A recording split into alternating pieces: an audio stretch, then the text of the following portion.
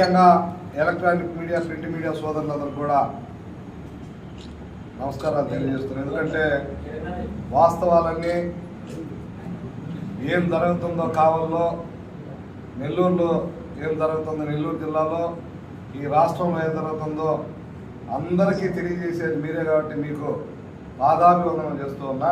ఈరోజు కూడా అన్నీ ఎప్పటికప్పుడు సోషల్ మీడియాలో కావచ్చు, ప్రెస్లో కావచ్చు, అదేవిధంగా నేషనల్ ఛానల్లో కావచ్చు అద్భుతంగా మీరు ఆ విషయాలను కూడా తెలియజేస్తూ ఉన్నారు. ముఖ్యంగా ఈరోజు ఈ యొక్క జిల్లాలో జరుగుతున్నటువంటి ఎన్డీఏ అభ్యర్థులందరూ కూడా మనస్ఫూర్తిగా ప్రజలందరూ కూడా, నెల్లూరు జిల్లా ప్రజలందరూ కూడా ఆశీర్వదించమని అడుగుతూ ఉన్నా. ఎందుకంటే ఆశీర్వదించకపోతే మన పరిస్థితి ఏంటో మనందరూ కూడా తెలుసు.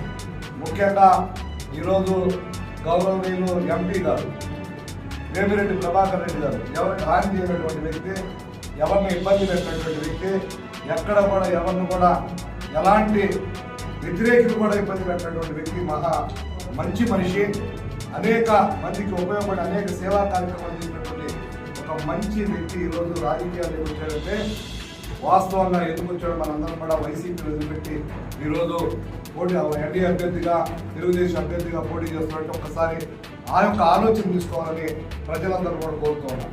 ఒకవైపు కావ్య కృష్ణారెడ్డి ఎమ్మెల్యే అభ్యర్థిగా కావాలని పోటీ చేస్తూ ఉన్నారు.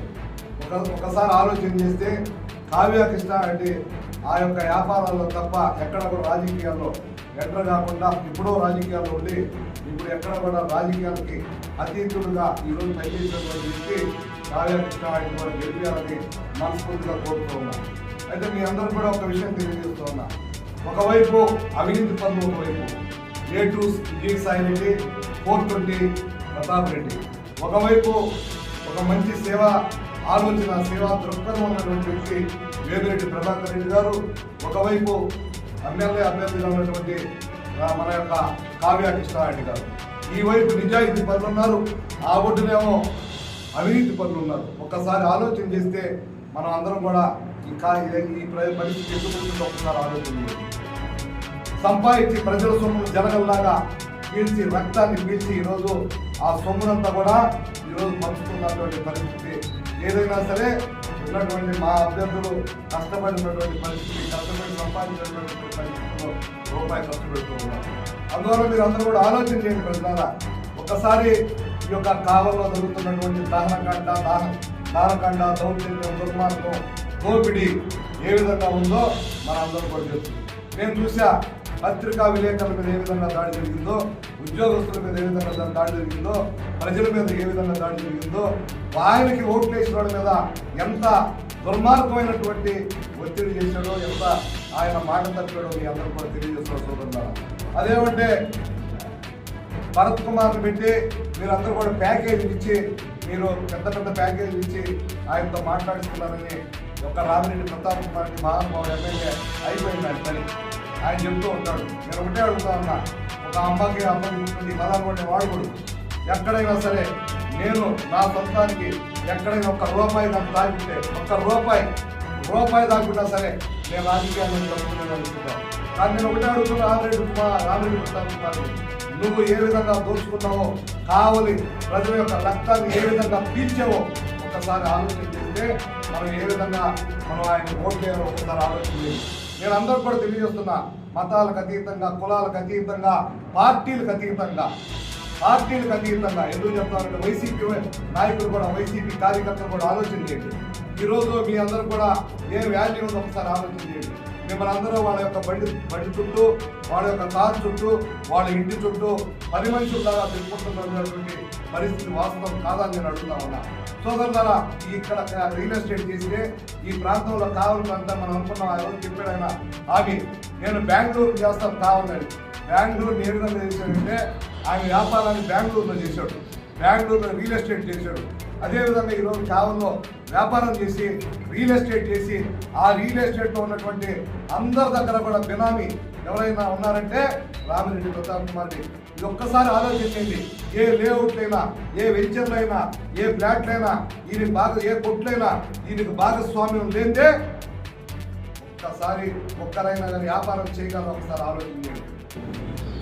రామ్మోహన్ రెడ్డి గారు నిజామాబాద్ కేతిరెడ్డి శశిధర్రెడ్డి నా పేరు. మేము గత ఎలక్షన్స్ వైఎస్ఆర్సీపీలో చేయడం జరిగింది. ఈపీఆర్ గారు పిలుపు మేరకు ఈసారి ఈపీఆర్ గారు పిలుపు మేరకు తెలుగుదేశం పార్టీకి రావడం జరిగింది. అయితే మీకు గత 5 ఏళ్ళు జరిగింది ఏంటి, అసలు కావాలో జరుగుతుంది ఏంటి అనేది చెప్పడానికి ఈ ప్రెస్ మీట్ పెట్టడం జరిగింది. బేసిక్గా మేము ఇప్పుడు ఈ వార్డుకి డోర్ టు డోర్ క్యాంపెయిన్ భాగంలో ఒక 25 వార్డులు తిరిగిన తర్వాత మాకు ఏంది జనాల బాధ ఏంటి, అక్కడ కళ్ళ కనపడుతున్న కష్టాలు ఏంటి అవన్నీ గమనించినప్పుడు ముఖ్యంగా డెవలప్మెంట్ ఎక్కడ కూడా కాలనీస్లో రోడ్లు లేవు. ముఖ్యంగా అడవిరాజపాలెం ఉంది 1వ వార్డు. అడవిరాజపాలెం పేరు ఎందుకు పెట్టారో తెలియదు కానీ ఈ రోజుకి అది అడవిగానే ఉంది. ఎక్కడ రోడ్లు లేవు, డ్రైన్లు లేవు. ఏ ఇంటికి పోయినా సార్ వాన పడితే ఇల్లు మునిగిపోతుంది, వాన వస్తే వరద అయిపోతుంది అనే పరిస్థితి. ఎక్కడ మంచినీళ్ళు లేవు. సరే అటుపోతే 1వ వార్డు పోతే అదే పరిస్థితి, 17వ వార్డు గుణంగుంట పోయినా అదే పరిస్థితి, ఇంకో 16వ వార్డు బాలకృష్ణ నగర్ పోయినా అదే పరిస్థితి. సరే గతంలో ఇప్పుడు ఆయన మేనిఫెస్టోలో ఇచ్చారు, నేను main road trunk road 100 feet road చేస్తాను. దాన్ని ఎవరు అడిగారో నాకైతే అర్థం కాదు.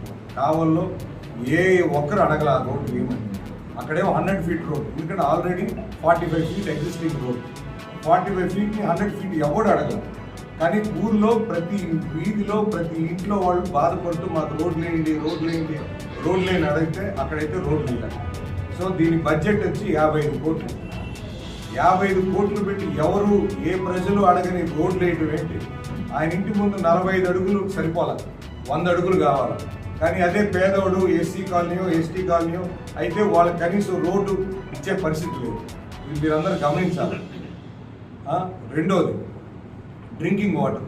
గతంలో తెలుగుదేశం పార్టీ ప్రభుత్వం 60 కోట్లు పెట్టి main distribution channel, sub distribution channel అని ప్రతి దగ్గర వాటర్ పైప్ లైన్స్కి 60 కోట్లు శాంక్షన్ చేసింది. 2018లో జనవరిలో వర్క్ స్టార్ట్ అయింది. తర్వాత 2019కి ఈ ఎలక్షన్స్ వచ్చేటప్పటికి 75 to 80% అయింది. గత 5 ఏళ్లలో 20% కూడా వర్క్ చేయించలేని అసమర్థ ఎమ్మెల్యే అని నేను చెప్తున్నాను.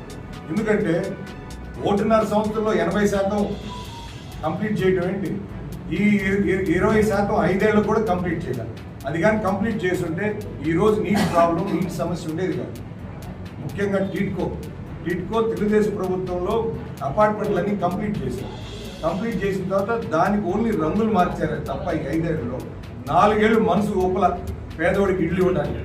సరే ఇచ్చారు, ఇస్తే ఏం చేయాలా? మొత్తం కంప్లీట్ చేయాలి వర్క్. ఓన్లీ రంగులు మార్చారే కానీ అక్కడ కనీసం కాంపౌండ్ వాళ్ళు కూడా కట్టాలి.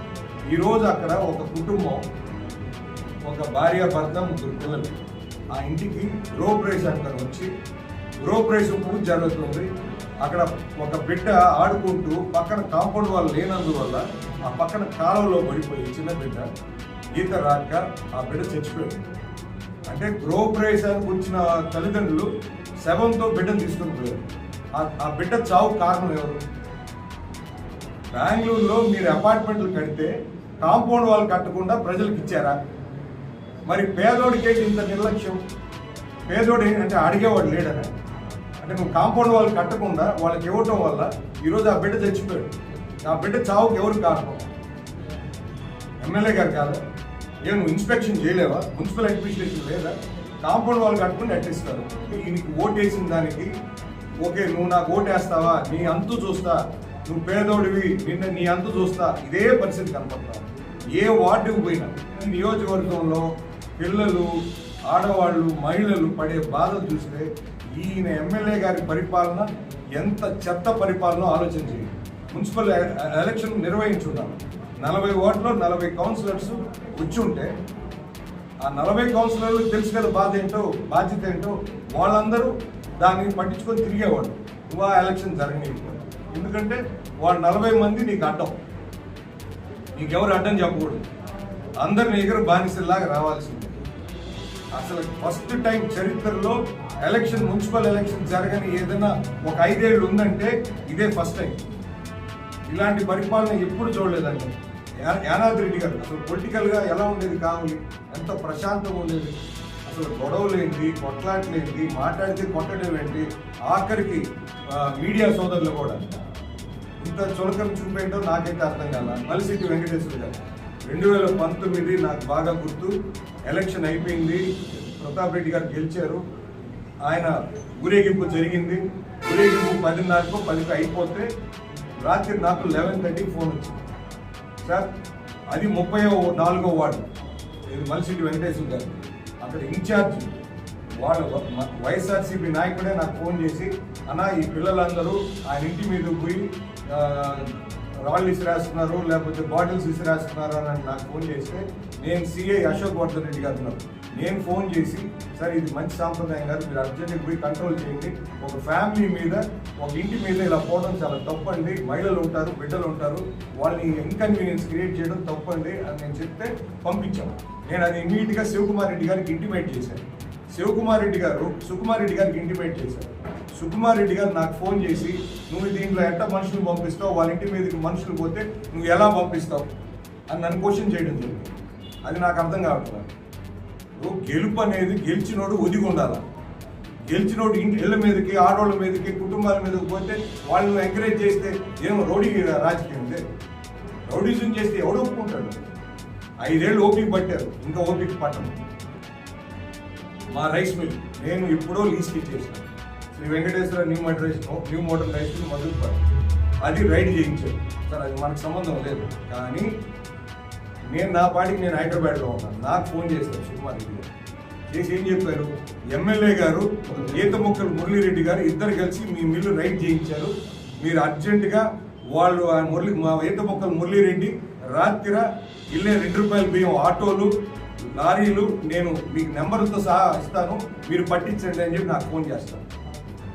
అదే సుకుమార్ రెడ్డి గారు నేను హైదరాబాద్లో నా పాటికి నేను ఉంటే నాకు ఫోన్ చేస్తాను, అయ్యా నేను ఎంపీ గారికి సపోర్ట్ చేస్తాను, అప్పుడు వేమిరెడ్డి ప్రభాకర్ రెడ్డి గారు, నేను ఎమ్మెల్యేకి చేయను అంటారు.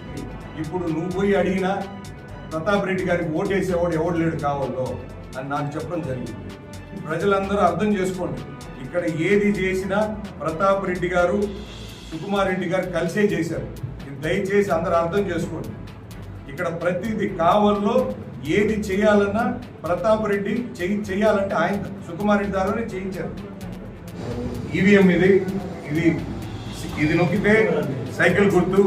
ఈ మొదటి ఎమ్మెల్యే ఓటు వేసేటప్పుడు ప్రతి ఒక్కరు ఆలోచన చేయాల్సింది, ఈ ఓటు వేసే ముందు మీరు మీ ఊరు భవిష్యత్, మీ ఊరు భద్రత, అంటే ఊరు భవిష్యత్ అంటే రోడ్లు, డ్రైనేజీలు, డ్రింకింగ్ వాటర్.